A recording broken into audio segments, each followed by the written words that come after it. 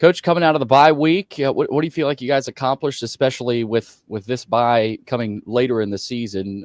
There's all kinds of different distractions for the players, especially in today's NIL transfer portal world. Did you have to have conversations? Did you have to talk about that, or is that something that you guys address, early in the season, even before the season? That hey, after the season, this is that's when we'll get to that. We need to finish this season here, but also with the bye week, what do you feel like you guys accomplished? Well, with reference to the bye week, I mean, this was about trying to get as healthy as we can possibly get, and so there wasn't a lot of practice time for the guys that have played a lot of football for us. We were able to, do some systems checks as a staff and, try to make little adaptations or adjustments where we feel like we need to. But you're not rewriting the playbook this time of year. This is about finding things you do well, doing more of those, finding the things you don't do well and eliminating those. And then, like I said, getting the roster back as healthy as we can possibly get it. With respect to the transfer portal and NIL conversations, anymore, I mean, that has to be a year-round discussion. And so, we message it in January, we message it in summer, we message it in fall camp. And, we look for this second bye to really start to have some meaningful conversations about what the future looks like.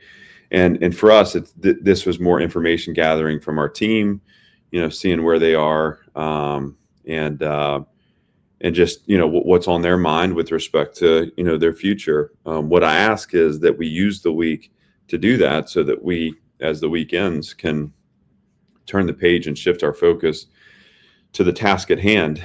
We're a good team when there's alignment and focus on the mission.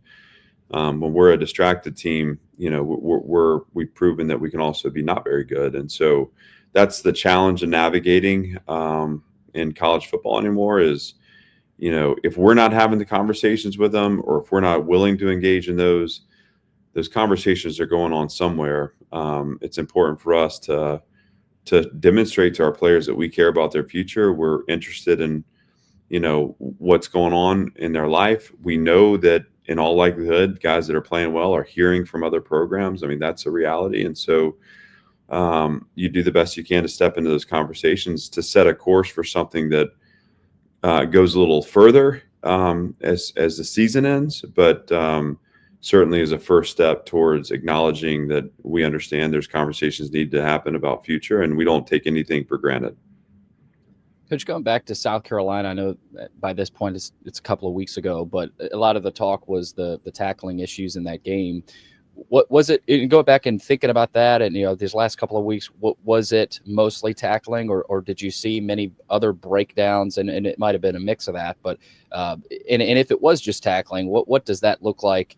What are there new drills that you guys utilize throughout a practice, or is it more of, hey, we just got to get back to the fundamentals and get back out there and play the way we can? Well, I think there's kind of maybe three glaring plays to me that stand out, where we were in position. The first was the touchdown run that that got past our safety, and that was poor positioning and a poor finish and poor leverage that against a good back that put us in a compromised position there. I think with good leverage and staying on our feet, I think at least we're going to down that ball with pursuit. So that play, I see kind of as a one-off, and one in which we had a kind of a total breakdown at the point that allowed for a good running back to get past us. It's another long run going in the same direction that was a little more structural to me. But again, when you play against good teams, you have ways to eliminate gaps with your front and without getting too far into the ins and outs. I mean, we have ways that we play interior windows with defensive linemen kind of snatching into those windows so that we can use the corner as a force player at times and change leverage on the perimeter. The faster those defensive linemen go inside, the tighter the angle the cut is. And we had a run breakout to a cloud corner who really never had a chance to down the ball just because the defensive end was too fast working inside. So again, not to go too far into the nuance, and also don't want to oversimplify it. It just structural breakdown that, again, against a good back, it got out on us. And then obviously we have the quarterback wrapped up in the backfield and in a big moment to start the second half, and he gets out of it and is able to find a route down the field. All three of those are huge plays in the game. All three of them are unfortunate, and all three we had players at the point of attack. Just I think in the situation with the sack, we didn't do a good enough job of getting a second and third hat in the pass rush to the quarterback. We knew he was really strong and able to escape tackles. He showed that in the Texas A&M game. He actually showed it this past weekend against Missouri too. With the running back, again, we knew he was a very capable player. We weren't able to play the way we needed to play in moments against him to down him. And then the final touchdown, the screenplay, that's probably, when I look at the game in total, that's probably the play that I'm most disappointed in, because similar to the touchdown that Auburn scored, where they were able to connect on their tight end and he was able to kind of turn up and score. One thing that stood out to me on that play against Auburn is just the fact that we didn't eliminate the space after he caught the ball. And so there was a lot of sitting back and trying to just the giving of space. And it was the same in the screenplay. And, I just felt like we never had anyone that was compressing the space around, that was knifing in. We weren't playing at our top speed. And those things are disappointing because that's not who we've been and what our DNA is. And so I have to look at those and say, what are the things that we need to adjust or adapt? I mean, I believe in how we teach tackling. Just like anything, that doesn't mean that we execute the tackle every time. And, I think we have to look at this player by player and say, okay, what are the things that they're doing that are keeping us from being successful, and how do we best adapt our teaching to fit them? But the body of work we put together this season has shown that we'll play hard and we'll be physical at the point of attack. And so there are elements of both the Auburn touchdown and that screen that tell me that this is the tired team. We have to get our legs back and get back to that mentality of hunting the ball. So again, not to spend too long on it, obviously we've thought a lot about it. The other thing too is just when it comes to some of the plays that kind of leaked on us. So we were really poor performing on third down, but there were so many third and shorts. And sometimes, we'd have the back hit in the backfield and he would just keep his feet moving and get a first down, or go from 2nd and 8 to 3rd and 2. There were some times where we lost the matchup, and unfortunately we weren't playing hard enough and weren't playing together enough to account for that. With multiple people at the point of attack, there were a lot of one-on-one plays, and we lost the game as a result. Different than the last couple of matchups, whether it's Auburn or South Carolina, LSU may not be as much of a run-heavy outfit, but passing the ball, they're as prolific as anybody in the SEC, with Nussmeier and Mason Taylor and all the receivers they've got. What's the challenge within that offensive scheme? You faced offenses like this before, but what's it like when you face a team like that, Coach, where they may throw it 40, maybe even 50 times a game, where running the football may be not as much of a focus for them?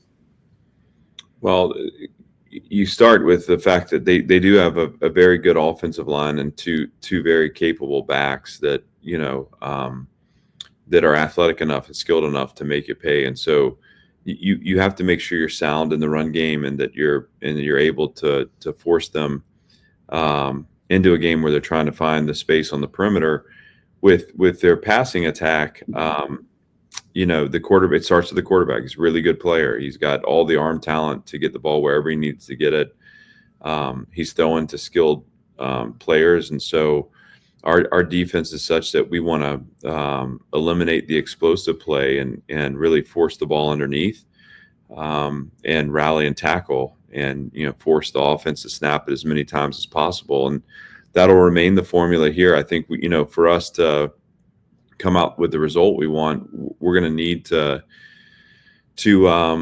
shorten the game through and eliminate points and limit points by taking away the explosive touchdowns and the explosive throws, and that can really come two ways for LSU. One is they can get up and over the top of you really quickly, so we have to be very detailed in the way we're putting a cap on the top of our coverage structure, and sometimes that means we're exchanging routes, and whoever's closing the middle of the field is coming from a position that maybe non-traditional, but we have to know where we need to get there in a hurry. And the other way it comes is they spray the ball out underneath, and they're forcing you to rally and tackle and forcing you to vice the ball. And so, us contesting the space, closing the space as the ball's thrown, getting two people to the point of attack. Those are things we've talked about this week and we've been working in practice. This offense is good. It's a really strong passing attack. And we have to we're going to have to be on our A game to come away with the result we want. Last thing here, Coach, you mentioned some tired legs potentially against South Carolina with 2 weeks now out of the bye week. Where do you think your team is at physically, but also mentally? And do you sense there's a hunger with these guys to go out, finish the season strong on Saturday night, but also next week, and then get into postseason play as well?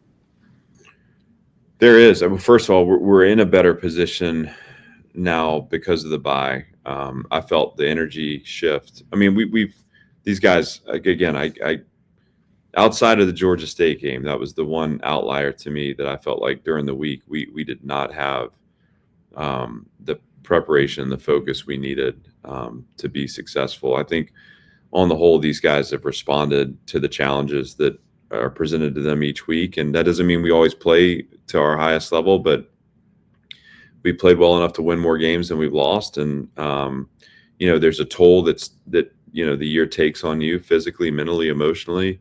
Everyone experiences it. So we use the bye week to refresh and rejuvenate. I think that coming out of the bye on Sunday, you could feel this uptick in energy. We had a good practice Sunday. Came again away from Tuesday feeling the same way, and then today we've kind of put together a good week here, and I feel the spirit and the energy of the team. So are they excited? Absolutely. I mean, they can't wait to play. We're not focused on Tennessee at this point. It's just about the opportunity that awaits us in Baton Rouge, and they're really excited to get down there and hopefully play at our highest level. It'll be Vanderbilt and LSU Saturday night, 6:45 local time on the SEC Network. Coach, thanks again. Good luck Saturday. All right. Thank you.